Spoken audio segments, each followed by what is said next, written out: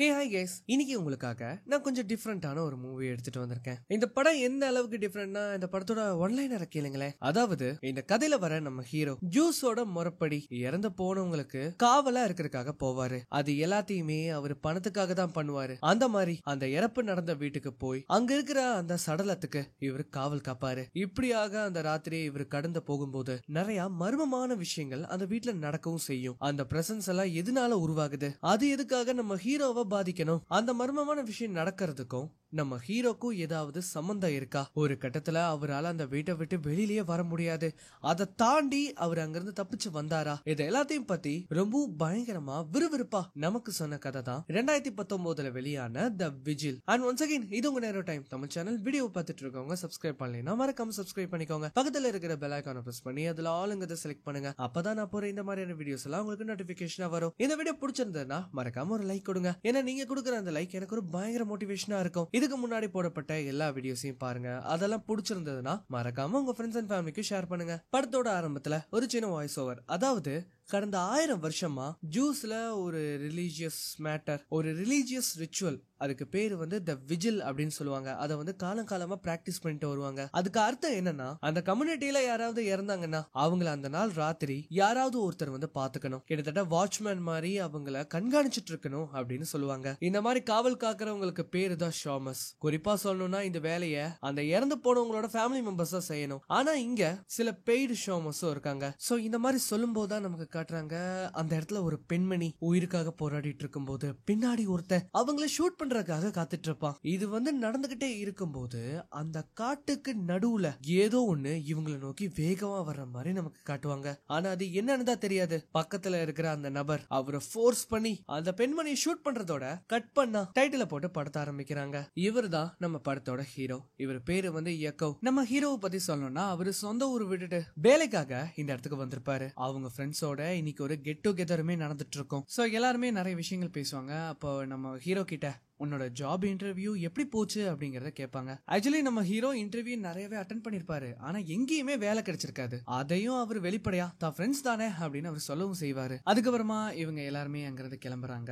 அந்த கேங்ல சாரான்னு ஒரு பொண்ணுமே இருப்பாங்க. அவங்களுக்கு நம்ம ஹீரோனா ரொம்ப பிடிக்கும். அவங்களும் வாலண்டியரா வந்து பேச ட்ரை பண்ணும்போது நம்ம ஹீரோ அந்த கான்வர்சேஷனை பிரேக் பண்ண தான் பாப்பாரு. ஏன்னா அவரு கொஞ்சம் ஷை. இருந்தாலுமே சாரா என்ன பண்ணுவாங்கன்னா அவங்களோட நம்பரை வந்து கொடுப்பாங்க. அதுக்கப்புறமா இவங்க எல்லாருமே வெளியில கிளம்பி வரும்போது அந்த சமயத்துல நம்ம ஹீரோக்காக ரெப்னு சொல்லப்படுறவரு காத்துட்டு இருப்பாரு. ஆக்சுவலி அவரு கொஞ்சம் விவகாரமான ஆளு வேற. ஏதாவது ஒரு பிரச்சனைய பண்ணிக்கிட்டே தான் இருப்பாரு. அதனாலே நம்ம ஹீரோவோட ஃப்ரெண்ட் லேன், நீ இவன் கூட பேசு, பிரச்சனை கை மீறி போச்சுன்னா என்ன கூப்பிடு, நான் வந்து சமாளிச்சுக்கிறேன் அப்படின்னு சொல்லிட்டு தான் உள்ள போவாரு. சோ அவருமே வந்து பேச ஆரம்பிப்பாரு. அதாவது நீ எப்படி இருக்க, என்ன பண்ற, வாழ்க்கையெல்லாம் எப்படி போகுது, அந்த மாதிரிலாம் கேட்கும்போது, எங்க பாரு நீ எதுக்கு வந்து அந்த விஷயத்த சொல்லு. அப்பதான் அவருமே சொல்றாரு, இந்த மாதிரி நீ இன்னைக்கு ராத்திரி ஷோமரா இருக்கணும். சோ நான் முன்னாடியே சொன்னேன் இல்லையா, ஷோமர்னா ஒண்ணும் இல்ல, இறந்தவங்களை ராத்திரி முழுக்க ஒரு கார்டியனா உட்கார்ந்து பாத்துட்டு இருக்கணும். ஆனா நம்ம ஹீரோ இதுக்கு முடியாது அப்படின்னு சொல்லுவாரு. நான் உனக்கு காசு தரேன், எவ்வளவு தருவ? உனக்கு நான் $200 தரேன், அதுவும் கேஷா ரெடியாவே தரேன். எவ்வளவு மணி நேரம் நான் இருக்கணும்? கிட்டத்தட்ட 5 மணி நேரம். 5 மணி நேரம்னா கண்டிப்பா 200 பத்தவே பத்தாது.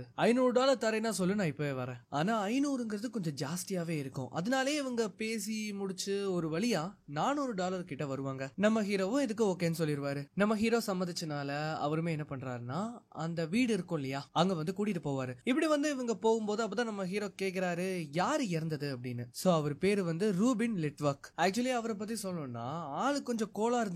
ஆனா உலக போர்ல அவர் இருந்திருக்காரு. அந்த போர் முடிஞ்சதுக்கு அப்புறமா இந்த இடத்துக்கு வந்து அவர் ஒரு ஃபேமிலியுமே ஆரம்பிச்சிருக்காரு. சரி, நீ எனக்கு முன்னாடி வேற யாரையும் ஷோமரா இருக்க, நீ கூப்பிடலையா அப்படின்னு நம்ம ஹீரோ கேட்கும்போது, அட நான் ஏற்பாடு பண்ணப்பா, ஆனா அவன் ஓடிட்டான். ஏன், எதனால ஓடினா? அவனுக்கு ரொம்ப பயமா இருக்குதுன்னு அவன் சொன்னான். சோ இது வந்து கேக்குறதுக்கு கொஞ்சம் டிஃபரெண்டா இருக்கும். ஆனா நம்ம ஹீரோ அதை பெருசா எடுத்துக்க மாட்டாரு. அந்த இறந்து போனவரோட மனைவி மிஸ்ஸஸ் லிட்வாக் அல்சைமர் டிசீஸால பாதிக்கப்பட்டிருக்காங்க. இப்படியாக இவங்க பேசிக்கிட்டே ஒரு வழியா இவங்க வர வேண்டிய அந்த வீட்டுக்கு வந்து சேர்ந்துருவாங்க. அந்த வீட்டுக்குள்ள போன உடனே மிஸ்ஸஸ் லிட்வாக் வந்து இருப்பாங்க. அவங்க கொஞ்சம் வயசானவங்க தான். நம்ம ஹீரோ வந்த உடனே, உங்களோட ஹஸ்பண்ட் இறங்கலுக்கு நான் ரொம்ப வருத்தப்படுறேன் அப்படின்னு சொல்லும்போது, இவன் யாரு அப்படின்னு அவங்க கேட்பாங்க. இவன் தான் அந்த சடலத்தை பாத்துக்க போற ஷோமர் அப்படின்னு அவர் சொல்லுவாரு. இல்ல வேண்டாம், இங்க பாருங்க, கண்டிப்பா ஒரு ஷோமர் தேவை, அதனாலதான் நான் இவனை கூட்டிட்டு வந்திருக்கேன், இவன் கண்டிப்பா தாக்கு பிடிக்க மாட்டான் அப்படின்னு அவங்க சொல்லுவாங்க. இங்க பாருங்க, எனக்கு புரியுது உங்களோட மனநிலைமை இப்ப மோசமா தான் இருக்கும். ஆனா புரிஞ்சுக்கோங்க, ஒரு ஷோமர் கண்டிப்பா இந்த வீட்டுல இருக்கணும். அவன் இப்பவே இப்பவே இங்க இருந்து போயாகணும் அப்படின்னு கோவமா திட்டிட்டு தூங்குறதுக்காக மேல போயிருவாங்க. சோ ரெபுமே என்ன சொல்றாப்லனா அவங்க தூங்குறதுக்காக போயிருவாங்க, நீ இதெல்லாம் பெருசா எடுத்துக்காத, ஒரு 5 மணி நேரம் மட்டும் வெயிட் பண்ணு, மார்ஷல்ல இருந்து ஆளுங்க வருவாங்க, கூடவே நானும் வருவேன், உன் வேலையும் முடிஞ்சிடும். அந்த சமயத்துல தான் பக்கத்திலேயே அந்த டெட் பாடியுமே இருக்கும். அத வந்து ஒரு துணி போட்டு மூடி வச்சிருப்பாங்க. ரெப் அந்த டெட் பாடி கிட்ட போன உடனே குரானை எடுத்து அதுல சில வரிகளை படிக்க ஆரம்பிப்பாரு. அதுக்கப்புறமா அவர் போகும்போது, உனக்கு ஏதாவது பிரச்சனைனா இங்க பக்கத்துலதான் என்னோட வீடு இருக்கு, நீ அங்க வா. இல்ல நான் எங்கேயும் வர்றதா இல்ல. இல்லப்பா உன்னால ஒரே இடத்துல ரொம்ப நேரம் இருக்க முடியாது, போர் அடிச்சுன்னா நீ அங்க வா. இல்ல நான் காசுக்காக தானே இதை பண்றேன், அதனால நான் இங்கேயே இருக்கிறேன் அப்படின்னு சொல்லிட்டு நம்ம ஹீரோ விடாப்படியா இங்க இருக்கிறேன் அப்படிங்கிற மாதிரி சொல்லுவாரு. இப்ப எல்லாருமே போயிட்டாங்க, நம்ம ஹீரோ மட்டும் தான் தனியா அந்த டெட் பாடிக்கு பக்கத்திலே இருக்கணும். சோ அவருமே பாக்குறாரு, அங்க பக்கத்திலேயே ஒரு டைனிங் ஹால் இருக்கும், ஒரு கிச்சனும் இருக்கும். அதெல்லாம் சுத்தி பார்த்ததுக்கு அப்புறமா நேரா வந்து சோஃபால உட்காருவாரு. நம்ம ஹீரோ கிட்டத்தட்ட 5 மணி நேரம் இங்கே இருக்கணும் இல்லையா, அவருக்கு கண்டிப்பா போர் அடிக்கும். அதனாலே அவர் என்ன பண்ணுவாருன்னா ஹெட்போன்ஸ போட்டுட்டு ஜாலியா பாட்டு கேட்க ஆரம்பிச்சிருவாரு. அது மட்டும் இல்லாம ஆன்லைன்ல பொண்ணுங்க கூட எப்படி கான்வர்சேஷனை பில்ட் பண்றது அப்படிங்கறத அவர் சர்ச்சும் பண்ணுவாரு. ஏன்னா சாரா கூட இவர் பேச ட்ரை பண்ணிருப்பாரு, ஆனா அவரோட ஷைனஸ்னால அவரால் பேச முடியாம போயிருக்கும். இந்த மாதிரி இதெல்லாமே பார்த்துட்டு இருக்கும்போது இந்த சமயத்துல என்ன ஆகுதுன்னா அந்த இடத்துல பயங்கரமா சத்தம் கேட்கும். சோ இவர் ஹெட்போனை கழட்டி பார்த்தா அந்த சத்தம் வந்து கேட்காது. அதுக்கப்புறமா இவர் என்ன பண்ணுவாருன்னா அங்க இருக்கிற அந்த குரான் புக் இருக்கும் இல்லையா, அதை எடுத்து அவரு வாசிக்க ஆரம்பிப்பாரு. அந்த மாதிரி அதை வாசிக்கும் போது அங்க ஒரு மாதிரி வியர்டான சிம்டம்ஸ் எல்லாம் தெரியும். ஏதோ ஒரு பிரசன்ஸ் அவர் சுத்தி இருக்கிற மாதிரியே அவர் ஃபீல் பண்ணுவாரு. அந்த மாதிரி இவர் அந்த படிக்கட்டியே பார்த்துட்டு இருக்கும் போதுதான் இப்போ அந்த பாடியை நோட்டீஸ் பண்ண ஆரம்பிக்கிறாரு. சோ இப்படி அவர் நோட்டீஸ் பண்றாரு இல்லையா, அந்த சமயத்துல தான் காட்டுறாங்க அந்த சடலத்தோட விரல் தானா நகரும். அவ்வளவுதான், இதை பார்த்த உடனே மனுஷனுக்கு தூக்கி வாரி போட்டுரும். இருந்தாலும் மனசுக்குள்ள என்ன சொல்லிப்பாருன்னா இது எல்லாமே நம்மளோட பிரம்ம தான், அப்படியெல்லாம் எதுவும் இல்ல, தைரியமா இரு, ஒரு 5 மணி நேரம் தானே அப்படின்னு இவர் வந்து யோசிச்சுட்டு இருக்கும் போது இந்த சமயத்துல தான் அந்த டைனிங் ஹால் அந்த இடத்துல இருந்து ஏதோ ஒரு சத்தம் கேக்குது. என்னன்னு திரும்பி பார்த்தா அந்த இடத்துல அந்த இருளுக்கு நடுவுல யாரோ இருக்காங்க. இவருமே பயந்து போய் டார்ச் எல்லாம் அடிச்சு பார்த்தா அங்க யாரும் இருக்க மாட்டாங்க. அண்ட் மணியும் பாக்குறாரு, கரெக்டா 12 மணி ஆகுது, இன்னும் 4 மணி நேரம் அவர் வெயிட் பண்ணி ஆகணும். அந்த சமயத்துல அவர் வச்சிருப்பாரு இல்லையா குரான், அதுல இருந்து ஒரு போட்டோ வந்து கீழே விழுகும். சோ அந்த போட்டோல இருக்கிறவர் தான் இப்ப வந்து இறந்து கிடக்குறாரு. இது அவரோட மொத்த ஃபேமிலி. நம்ம ஹீரோவுமே அந்த போட்டோ பாக்குறாரு, பார்த்தா இவங்க ஃபேமிலி போட்டோக்கு பின்னாடி ஏதோ ஒரு கருப்பான உருவம் இருக்கிற மாதிரி இருக்கும். இவனும் அதை அழிச்சு பாக்குறாரு, அது போகிற மாதிரி தெரியல, அது போட்டோலயே ஆல்ரெடி பிரிண்ட் ஆயிருக்கும், ஆனா அது என்னவா இருக்கும்னு அவங்களுக்கு தெரியாது. அந்த மாதிரி இவர் வந்து பாத்துக்கிட்டே இவர் என்ன பண்றாருன்னா அப்படியே தூங்குறாரு. அப்படி இவர் தூங்கும் போது நமக்கு ஒரு பிளாஷ்பேக்கை வந்து காட்டுறாங்க. சோ அது வந்து பார்த்தா ஒரு ராத்திரி பொழுது நம்ம ஹீரோவும் அவரோட தம்பியும் ஒரு காஸ்டியூம் பார்ட்டி அட்டென்ட் பண்ணிட்டு அவங்க வந்துட்டு இருப்பாங்க. இவங்க வீட்டுக்கு போற வழியில நம்ம ஹீரோ அவரோட தம்பிக்கு பயங்கரமா வித்தையெல்லாம் காட்டிட்டு இருப்பாரு. இந்த சமயத்துல தான் அந்த இடத்துல ஒரு 3 பேர் இருப்பாங்க. சோ அவங்க என்ன பண்ணுவாங்கன்னா நம்ம பசங்களை நிறுத்தி அவங்க கேள்வி எல்லாம் கேட்பாங்க, சும்மானாச்சும் விளையாட்டுக்கு. ஆனா நம்ம பசங்க அதெல்லாம் கண்டுக்காம வேகமா அங்கிருந்து போகத்தான் பார்ப்பாங்க. இந்த மாதிரி அவங்க அங்கிருந்து போலாம் அப்படின்னு முயற்சி பண்ணும்போது இவங்க அவங்களை தடுத்து நம்ம ஹீரோ கீழே தள்ளி விட்டு அந்த சின்ன பையனை வம்பலுக்கு ஆரம்பிப்பாங்க. அந்த சமயத்துல அந்த பையனும் அவங்க கிட்ட இருந்து தப்பிச்சு ஓடுவான். இந்த நேரத்துல அந்த இடத்துக்கு ஒரு கார் வரும். அந்த பையன் அந்த கார் மேல மோதும் போது கட் பண்ணா நம்ம ஹீரோக்கு முழிப்பு வருது. கண் முழிச்சு பாக்குறாரு, பார்த்தா இப்ப மணி 1 ஆகுது. இந்த நேரத்துல அவருக்கு ஒரு மெசேஜுமே வரும். இவர் என்ன பண்ணுவாருன்னா பாக்கெட்ல இருந்து அந்த போனை எடுக்கும் போது அவரோட விரல் எலும்புகள் திடீர்னு டிஸ்லோகேட் ஆகும். இவருக்கு அது எப்படி ஆச்சுன்னே தெரியாது, அது திடீர்னு சரியும் ஆயிரும். அந்த சமயத்துல தான் அந்த டெட் பாடியுமே காட்டுவாங்க. அது பாட்டுக்கு அமைதியா அங்கேயே இருக்கும். மெசேஜ் யார்கிட்ட இருந்து வந்திருக்கு அப்படின்னு பார்த்தா நம்ம சாரா கிட்ட இருந்து தான் வந்திருக்கு. சோ இவருக்குமே போர் அடிக்குது அப்படின்னு இவருமே பேச ஆரம்பிப்பாரு. நம்ம ஹீரோக்கு வேற கான்வர்சேஷன் பில்ட் பண்ண தெரியாதனால பயங்கரமா கூகுள் எல்லாம் ரிசர்ச் பண்ணி வச்சிருப்பாரு இல்லையா, அது எல்லாமே ட்ரை பண்ணி அவங்க கூட கொஞ்சம் நேரம் எங்கேஜ்டா இருக்கலாம்னு ட்ரை பண்ணுவாரு. ஆனா அந்த சமயத்துல என்ன ஆகும்னா அந்த இடத்துல பவர் பிளக்சுவேஷன் ஆகும். இதனாலேயே இவங்களோட கான்வர்சேஷனும் பிரேக் ஆயிரும். சோ இப்போ நம்ம ஹீரோ என்ன பண்ணுவாருன்னா இத வந்து சரி பண்றதுக்காக அங்க இருக்கிற ஒரு லேம்ப்ல பல்பை வந்து அட்ஜஸ்ட் பண்ண ட்ரை பண்ணுவாரு. ஆனா அந்த பல்பை தொட்ட உடனே அது வெடிச்சிடும். அது மட்டும் இல்லாம மேல இருந்து பயங்கரமான ஃபுட் ஸ்டெப்ஸ் எல்லாம் கேட்கும். இவருமே லைட்டா பயப்படுவாரு. இந்த சமயத்துல ஒரு மெசேஜுமே வருது. என்ன மெசேஜ்னு பார்த்தா அது ஒரு வீடியோ ஃபுட்டேஜ். இவருமே பாக்குறாரு, பார்த்தா அதுல இருக்கிறது நம்ம ஹீரோ. அதாவது அந்த வீடியோ நல்லா பாருங்களேன். அந்த வீடியோல நம்ம ஹீரோ தூங்கிட்டு இருப்பாரு இல்லையா, அந்த சமயத்துல மிஸ்ஸஸ் லெட்வாக் அவரோட தலையை வந்து தடவி கொடுப்பாங்க. நம்ம ஹீரோக்கு இதை பார்த்த உடனே தூக்கி வாரி போட்டுரும். மிஸ்ஸஸ் லெட்வாக் நீங்க இங்கதான் இருக்கீங்களா, தயவு செஞ்சு இங்க வாங்க, இது என்ன வீடியோ, எதுக்காக என்ன இப்படி நீங்க எடுத்து வச்சிருக்கீங்க அப்படின்லாம் கேட்கும் போது அங்கிருந்து எந்த ஒரு ரெஸ்பான்ஸுமே வராது. அது மட்டும் இல்லாம அந்த வீடியோ டெலீட்டும் ஆயிரும். என்னடா இது ஒரு மாதிரி பித்து பிடிக்குதே அப்படின்னு இவர் யோசிச்சுட்டு இருக்கும்போது இந்த சமயத்துல தான் இவ்வளவு நேரம் மேல கேட்டுட்டு இருந்த அந்த சத்தம் இப்போ கிச்சன்ல இருந்து கேட்க ஆரம்பிக்கும். நம்ம ஹீரோவும் போய் பாக்குறாரு. பார்த்தா அந்த இடத்துல யாரோ ஒருத்தரோட கால் மட்டும் இருக்கும். அந்த காலோட நகங்கள் தானா அசைவும் செய்யும். அந்த மாதிரி அசையும் போது அந்த நகமே பேந்து வெளியில வந்துடும். நம்ம ஹீரோ என்ன பண்றாருன்னா மனசுல தைரியத்தை வர வச்சுக்கிட்டு லைட்டை ஆன் பண்ணும்போது அந்த உடல் திடீர்னு உள்ள போயிரும். அவருமே அந்த பக்கம் போய் பாக்குறாரு. பார்த்தா அந்த உடலையே காணோம். நம்ம ஹீரோவா ஒரு மாதிரி மென்டலி ரொம்ப பாதிக்கப்பட்டிருப்பாரு. சோ அதனால நம்ம ஹீரோ உடனே என்ன பண்றாருன்னா அவரோட டாக்டர் ஒருத்தர் தெரிஞ்சவர் இருப்பாரு. அவர் பேரு வந்து டாக்டர் கால்பர்க். அவருக்கு கால் பண்ணி இந்த மாதிரி நடந்த விஷயத்த சொல்லலாம் அப்படின்னு பாப்பாரு. ஆனா அவரு காலே அட்டன் பண்ண மாட்டாரு. அதுக்கு மாறா அது வந்து வாய்ஸ் மெயில தான் போய் சேரும். அவருமே அந்த வாய்ஸ் மெயில என்ன சொல்லுவாருன்னா இந்த மாதிரி இந்த நேரத்துல கூப்பிடுறதுக்கு என்ன மன்னிச்சிருங்க. ஆனா எனக்கு வேற வழி தெரியல. எனக்கு என்னமோ பண்ணுது. இந்த இடத்துல நான் நிறைய விஷயங்களை கேட்கிறேன். நான் நிறைய விஷயங்களை பார்க்கவும் செய்யறேன். அதெல்லாம் நானா நினைக்கிறதா இல்ல உண்மையிலேயே நடக்குதா அப்படிங்கறது எனக்கு தெரியல. அதனால எவ்வளவு சீக்கிரம் இந்த வாய்ஸ் மெயில நீங்க அட்டன் பண்றீங்களோ தயவு செஞ்சு எனக்கு ரிட்டர்ன் கால் பண்ணுங்க அப்படின்னு அவர் சொல்லியிருப்பாரு. ஆக்சுவலி நம்ம ஹீரோக்கு வந்து ஒரு விதமான மென்டல் இல்னஸ் வந்து இருக்கும். அதுக்காக அவரு டேப்லெட்ஸுமே வச்சிருப்பாரு. இவ்வளவு நேரம் இங்க இருந்து ஒரு மாதிரி பித்து பிடிச்சு போனனால அவர் என்ன பண்ணுவாருன்னா அந்த மாத்திரையை வந்து போட பாப்பாரு.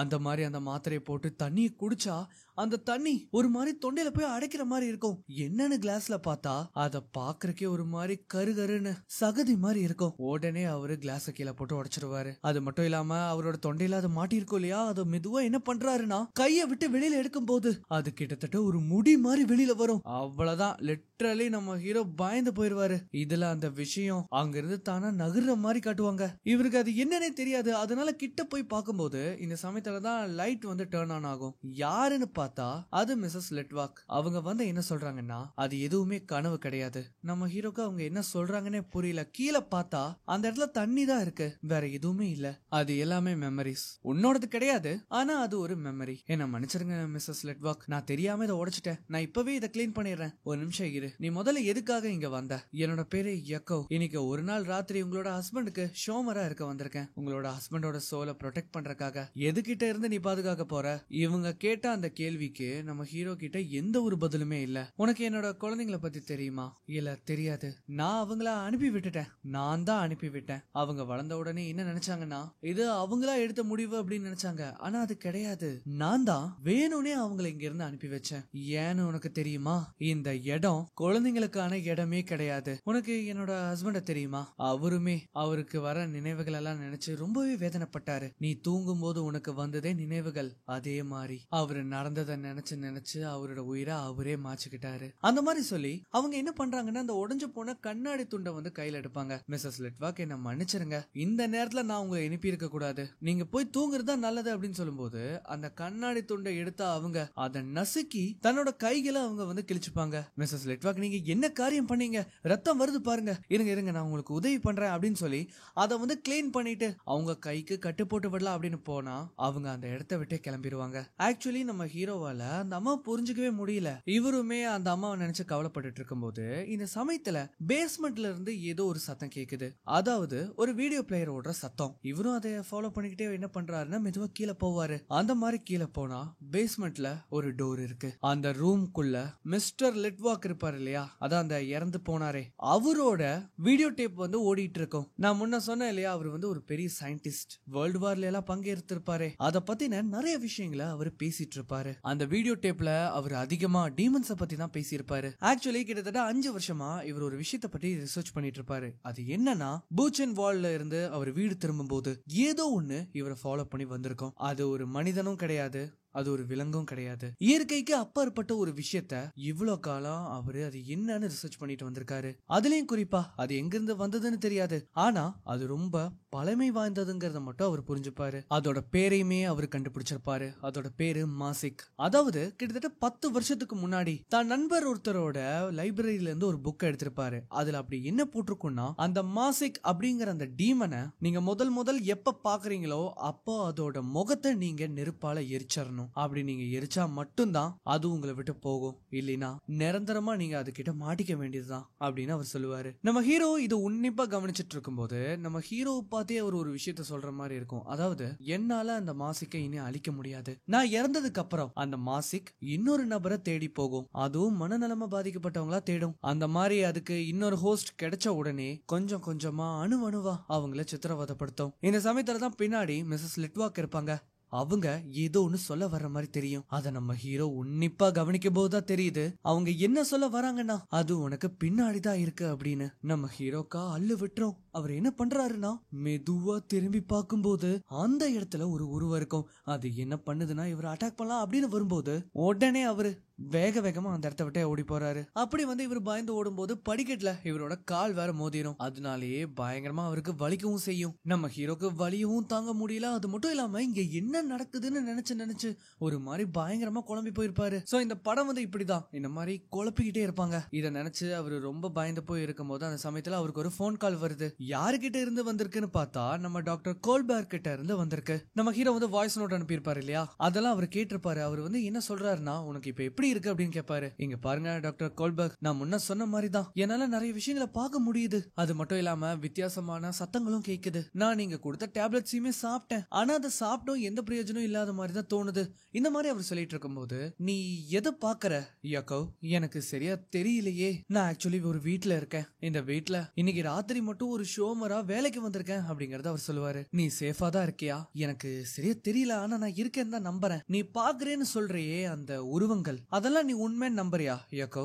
இல்ல நான் அப்படி சொல்ல வரல. அப்படி இருக்கிறதுக்கு வாய்ப்பும் இல்ல. ஆனா டாக்டர் கால்பர்க் எனக்கு என்ன சொல்றதுன்னு தெரியல. மிஸ்டர் லிட்வர்க் அதுக்கப்புறம் அவங்க வைஃப் இவங்க ரெண்டு பேரும் இந்த வீட்டுல வாழும் போது நிறைய விஷயங்களை இவங்க யோசிச்சு பார்த்து பழகிட்டாங்க போல. அது மட்டும் இல்லாம மிஸ்டர் லிட்வர்க் டீமன்ஸா ஆராய்ச்சி பண்ற வேலையாவும் இருந்திருந்தாரு. அதுல ஒரு டீமனோட பேரு மாசிக்னு சொன்னாரு. அப்பனா அதுதான் உன்னோட கண்களுக்கு தெரியுதா? இல்ல அது எல்லாமே நிழல்களா தெரியுது. சரி யாக்கோ எனக்கு புரியுது. நீ சொல்றியே அந்த உருவம், இல்ல அந்த ஷேடோ, அதை உன்னால டிஸ்கிரைப் பண்ண முடியுமா? எனக்கு அது சிறிய கணக்கு தெரியல, ஒரு மாதிரி மங்களா இருந்தது. அந்த மாதிரி சொல்லும் போது அப்பதான் அவர் கேட்பாரு அதோட தலை திரும்பி நின்னுச்சா? அந்த மாதிரி அவர் கேட்ட உடனே இந்த டெட் பாடி அங்க ஒண்ணு இருந்திருக்கும் இல்லையா, அதோட தலை திரும்பி இருக்கிற மாதிரி நமக்கு காட்டுறாங்க.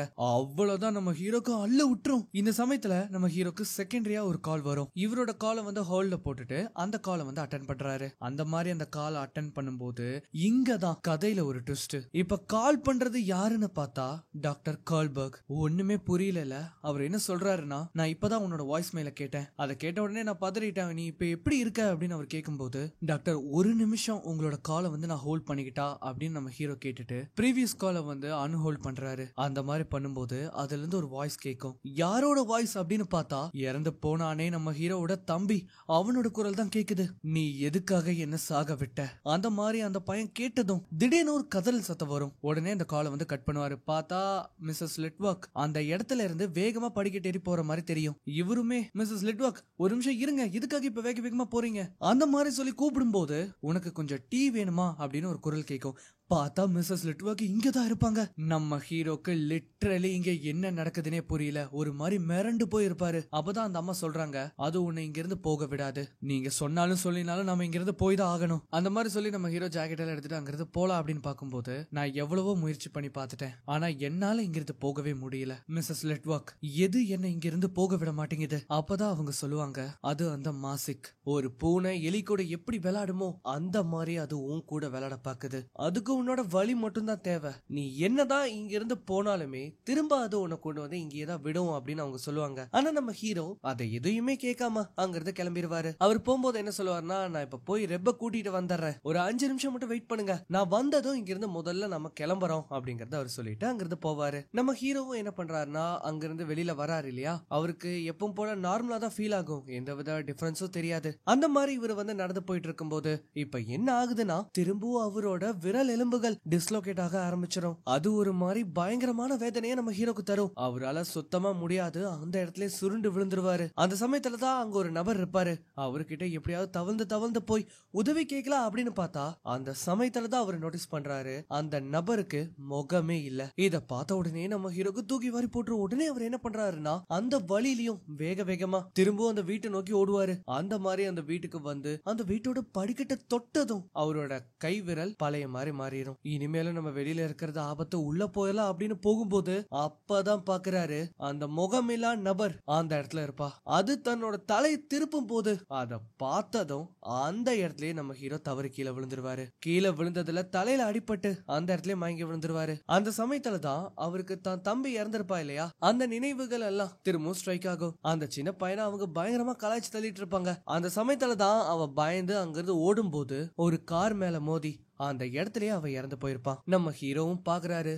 அத பார்த்து அவரு கதறி அழுகும் போது கட் பண்ணா இவருக்கு முழிப்பு வரும். அவரோட கை, அதுக்கப்புறம் தலையில அடிபட்டிருக்கும் இல்லையா, அங்கெல்லாம் பேண்டேஜ் ஓட்டப்பட்டிருக்கும். நம்ம ஹீரோக்கு தான் தம்பி இறந்த நினைவுகள் வந்ததும் அதை நினைச்சு அவரு பயங்கரமா அழுக ஆரம்பிப்பாரு. நான் தான் உன்னை அவங்க கிட்ட இருந்து காப்பாத்தாம விட்டுட்டேன், என்னாலதான் அவங்க உன்னை வம்பிழுத்தாங்க, நான் அப்படி பண்ணிருக்க கூடாது, என்ன மன்னிச்சிரு அப்படின்னு சொல்லி கதறி அழுகும் போது அப்பதான் இவர் பாக்குறாரு அந்த இடத்துல ஒரு டெட் பாடி இருந்திருக்கும் இல்லையா, இப்ப அது அங்க காணோம். நம்ம ஹீரோக்கு ஒண்ணுமே புரியல. ஒரு மாதிரி அவர் பார்த்துட்டு இருக்கும் போது இப்ப அந்த இடத்துல அந்த டெட் பாடி எந்திரிச்சு உட்கார்ந்துரும். இந்த சமயத்துல இத பார்த்தா யாரா இருந்தாலும் பயங்கரமா பயந்து போவாங்க. அந்த சமயத்துல தான் காட்டுவாங்க அந்த டெட் பாடியோட கண்கள்ல இருந்து ரத்தம் கசியுது. அது மட்டும் இல்லாம யாக்கோ அப்படின்னு நம்ம ஹீரோவை பார்த்து அது கூப்பிடும். சோ அது யாரோட குரல்னு பார்த்தா நம்ம ஹீரோவோட தம்பியோடது. அவ என்ன கேட்பானா, எதுக்காக என்ன சாக விட்ட? நம்ம ஹீரோ இத கேட்ட உடனே என்ன பண்றாருன்னா அவனை போய் கட்டி தழுவி, ஆமா என்ன மன்னிச்சிரு, நான் தெரியாம பண்ணிட்டேன் அப்படின்னு அந்த உண்மையை வந்து அவர் ஒத்துப்பாரு. இவ்வளவு நாள் தான் தம்பியோட சாவுக்கு தான் காரணம் இல்ல அப்படின்னு நினைச்சு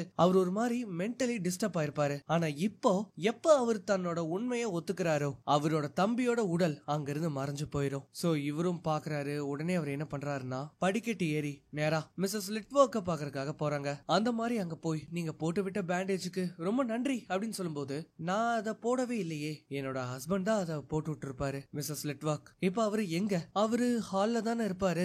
இல்ல ஒரு நிமிஷம் இரு, எங்க அதை வச்சேன்? இதுதான், இது உனக்கு உதவியா இருக்கும். ஆக்சுவலி அது வந்து பார்த்தா ஒரு ரிலீஜியஸ் ஆப்ஜெக்ட். அதை வந்து நம்ம ஹீரோ வாங்கி என்ன பண்ணுவாருன்னா தன் கையில வந்து கட்டிப்பாரு. அது கூட வர ஒரு சின்ன கேப்ப தான் தலையில பொருத்துவாரு. அது கூடவே அவங்க ஒரு கேண்டலையும் கொடுத்திருப்பாங்க. இவர் அதை என்ன பண்ணுவாருன்னா பத்த வச்சு அவர் ஒரு வேலையை பண்றதுக்காக தயாராகிறாரு. அப்பதான் மிஸ்ஸஸ் லிட்வர்க் சொல்லுவாங்க, நீ என்னோட ஹஸ்பண்ட பார்த்தா அவரு அது கிட்ட இருந்து விடுதலைப்படுத்து அப்படின்னு அவங்க சொல்லுவாங்க. சோ இதை கேட்ட உடனே நம்ம ஹீரோவை என்ன பண்றாருன்னா அங்க இருந்து அவர் கிளம்புறாரு. என்னன்னு பார்த்தா அங்க ஒரு ரூம் டோர் இருக்கும். அதை ஓபன் பண்ணா ஒரு பெரிய பாதை, அந்த இடமே கும்மு இருட்டா இருக்கும். அப்படி வந்து இவரு நடந்து போயிட்டு இருக்கும் போதுதான் தூரத்துல ஒரு மெழுகுபத்திரியோட வெளிச்சம் இவரு கண்ணுக்கு தெரியுது. இவரும் தான் மனசுல தைரியத்தை வர வச்சுக்கிட்டு அதை நோக்கி போகும்போது இப்பதான் காட்டுறாங்க அந்த செவுத்துக்குள்ள இருந்து ஏகப்பட்ட முகங்கள் வெளியில வந்து இவரை தடுக்க பார்க்கும். இவரு அதையும் கடந்து முன்னேறி போகும்போது இந்த சமயத்துல தூரத்துல ஒரு வெளிச்சம் தெரியும் இல்லையா, அது வேற யாரும் இல்ல, கொஞ்ச நேரத்துக்கு முன்னாடி பார்த்திருப்போமே முகமில்லா மனிதர், அவரு தான் அந்த இடத்துல மெழுகுபத்திய புடிச்சிருப்பாரு. அவ்வளவுதான், நம்ம ஹீரோக்கு அள்ளு விட்டுரும். கிட்ட போக போக அதோட மொத்த உருவத்தை இவர் பாப்பாரு. பார்த்தா அதோட விரல்கள் எல்லாம் ரொம்ப பெருசா இருக்கும். நம்ம ஹீரோ குரானோட வாசகத்தை எல்லாம் வாசிக்கும் போது அந்த சமயத்துல அது தன்னோட தலையை திருப்பும். பார்த்தா நம்ம ஹீரோவோட முகம் அதுல வந்து தெரியுது. ஆனா இந்த தாட்டி நம்ம ஹீரோ பயப்படாம அதை எதிர்த்து நின்னு ப்ரே பண்ண ஆரம்பிப்பாரு. அந்த மாதிரி அவரு ப்ரே பண்ணிக்கிட்டே இருக்கும் போது அதோட உண்மையான உருவம் அவருக்கு வந்து தெரியும். உடனே நம்ம ஹீரோ என்ன பண்றாருன்னா அந்த மெழுகு பத்திய அது மேல வச்சு நெருப்ப பத்த வச்சு விட்டுருவாரு. சோ இததான் ஆக்சுவலி மிஸ்டர் லிட்வர்க் வந்து அந்த வீடியோ டேப்ல சொல்லிருப்பாரு. அந்த மசிக்க நீங்க பாத்தீங்கன்னா நெருப்பால மட்டும்தான் அதை அழிக்க முடியும் அப்படிங்கறத அவர் சொல்லிருப்பாரு. இந்த இடத்துல நம்ம ஹீரோவும் அதையே தான் அவர் பண்ணிருக்காரு. இப்ப அப்படியே கட் பண்ணா பொழுது விடிஞ்சிரும். நம்ம ஹீரோவும் மெதுவா படிக்கட்டுல இருந்து கீழே இறங்கி வராரு. பார்த்தா அந்த டெட் பாடி பயங்கரமா துடிச்சிட்டு இருக்கும். நம்ம ஹீரோ என்ன பண்றாருன்னா பயப்படாம ஒரு சேரை எடுத்து பக்கத்துல போட்டு அதுல உட்கார்ந்து அந்த டெட் பாடிய அமைதிப்படுத்த அவர் ட்ரை பண்றாரு. இந்த மாதிரி இவர் ப்ரே பண்ணும்போது இந்த சமயத்துல தான் காட்டுறாங்க, இந்த சீன் ஞாபகம் இருக்கா, ஸ்டார்டிங்ல கூட பாத்திருப்போமே, அந்த இடத்துல நிக்கிறது மிஸ்டர் லிட்வர்க். சோ அவரு வந்து அந்த கொலையை பண்ண முயற்சி பண்ணும்போது அப்பதான் அந்த மசிக் வந்து இவரை பிடிச்சிருக்கும். இந்த இடத்துலயும் நம்ம ஹீரோ இவரோட உடம்ப விட்டு நீ நீங்கிப்போ, திரும்பவும் இவரை தொல்லை பண்ணாத அப்படின்னு சொல்லும் போது அவரை பிடிச்ச அந்த மசிக் அந்த இடத்த விட்டு விலகுற மாதிரி நமக்கு காட்டுவாங்க. அது அந்த இடத்த விட்டு போனதும் அந்த டெட் பாடியும் அமைதியாகுது. இந்த சமயத்துலதான் மிஸ்ஸஸ் லிட்வர்க் வந்து வராங்க. அவங்களும் பாக்குறாங்க. பார்த்துட்டு, உனக்கு நான் எப்படி நன்றி சொல்ல போறேன்னு எனக்கு தெரியல, இந்த உதவிய என் உடம்புல உயிர் இருக்கிற வரைக்கும் நான் மறக்க மாட்டேன் அந்த மாதிரி சொல்லிட்டு இவங்க என்ன பண்றாங்கன்னா அங்கிருந்து வெளியில கிளம்பி போறாங்க. ஆக்சுவலி அவங்க வீட்டை விட்டு விட்டு வெளியில போய் ரொம்ப வருஷம் ஆயிருக்கும். இப்பதான் அவங்களால நிம்மதியா வெளியில போக முடியுது. இப்ப அதுக்கப்புறமா மார்ச்சுரியில இருந்து ஆளுங்க எல்லாம் வந்திருப்பாங்க. நம்ம ரெப்புமே வந்திருப்பான். அவங்க எல்லாருமே அந்த டெட் பாடியை எடுத்துட்டு போறதுக்காக வந்திருப்பாங்க. ரெப்புமே அங்க வந்து, யக்கோ உனக்கு ஓகே தானே, ஏதாவது பிரச்சனை இருந்ததா என்ன? ஒரு பிரச்சனையும் எனக்கு இல்ல. நீ பண்ண இந்த வேலைக்கு நான் ப்ராமிஸ் பண்ண மாதிரியே உன்னோட அந்த $400 நான் கொண்டு வந்திருக்கேன். இந்தா. ஆமா மிஸ்ஸஸ் லிட்வாக் எங்க? அவங்க மார்னிங் வாக்காக வெளியில போயிருப்பாங்க. அதை வாங்கிட்டு நம்ம ஹீரோவும் அங்கிருந்து கிளம்புறாரு. கிளம்பும் போது சாராக்கு அவர் என்ன டெக்ஸ்ட் பண்றாருன்னா, நான் காஃபி சாப்பிட ரெடி, நாம எங்கேயாவது கஃபேக்கு போவோமா அப்படின்னு அவர் டெக்ஸ்ட் பண்ணுவாரு. சாராவுமே நான் வரேன் அப்படின்னு ரிப்ளை பண்ணுவாங்க. சோ இதோட எல்லா பிரச்சனையும் முடிஞ்சது. நம்ம ஹீரோவும் நிம்மதியா அங்கிருந்து கிளம்புறாரு. இந்த மாதிரி காட்டுறதோட இந்த படத்தையும் முடிக்கிறாங்க.